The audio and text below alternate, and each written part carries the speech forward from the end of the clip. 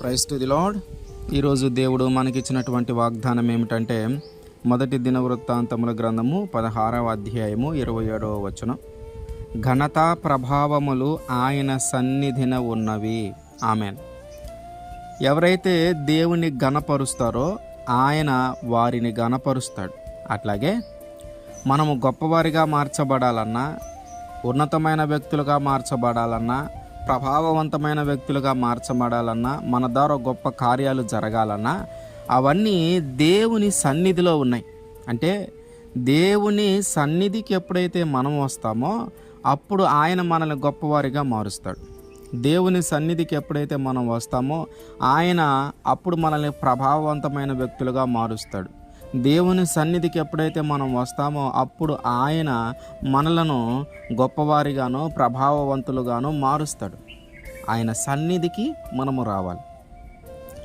గొర్రెలు కాసుకున్నటువంటి వ్యక్తి, ఆ మేకలు మందలు కాస్తున్నటువంటి వ్యక్తి దావీదు గారు. దావీదు గారిని దేవుడు గొప్ప వ్యక్తిగా మార్చబోతున్నాడు, ప్రతిష్ఠించబోతున్నాడు, రాజుగా ప్రతిష్ఠించబోతున్నాడు అనే విషయము సమూయేలు గారికి దేవుడు చెప్పినప్పుడు తిరిగి దావీదు గారి ఇంటికి వెళితే వాళ్ళ అన్నలు నమ్మల, వాళ్ళ తల్లిదండ్రులు నమ్మల. ఎవరు నమ్మనటువంటి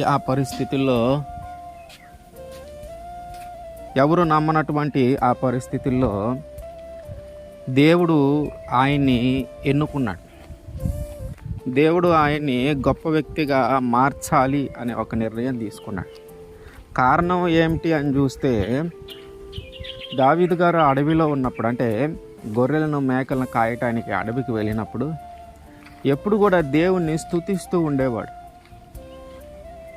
ఆ వీణ సితార ఒకటి చేసుకొని పాటలు పాడుతూ దేవుని సన్నిధికి ఎప్పుడు కూడా దగ్గరగా ఉంటూ ఉండేవాడు.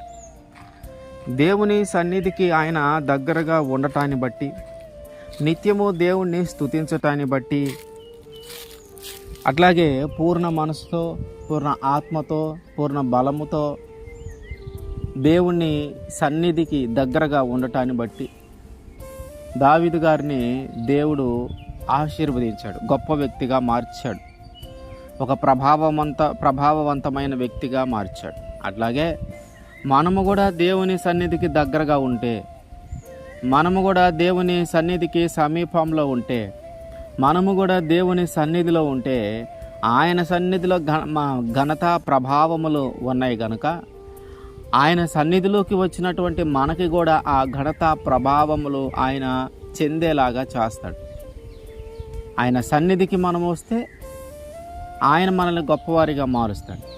ఆయన సన్నిధికి మనం వస్తే ఆయన మనల్ని ప్రభావవంతమైన వ్యక్తులుగా మారుస్తాడు. ఆయన సన్నిధికి మనం వస్తే మన ద్వారా గొప్ప కార్యాలను జరిగిస్తాడు. కనుక మనము కూడా దేవుని సన్నిధికి రావాలి. గొప్పవారిగా మార్చబడాలన్నా, ప్రభావవంతమైన వ్యక్తులుగా మార్చబడాలన్నా, మన ద్వారా గొప్ప కార్యాలు జరగాలన్నా మనము దేవుని సన్నిధికి రావాలి.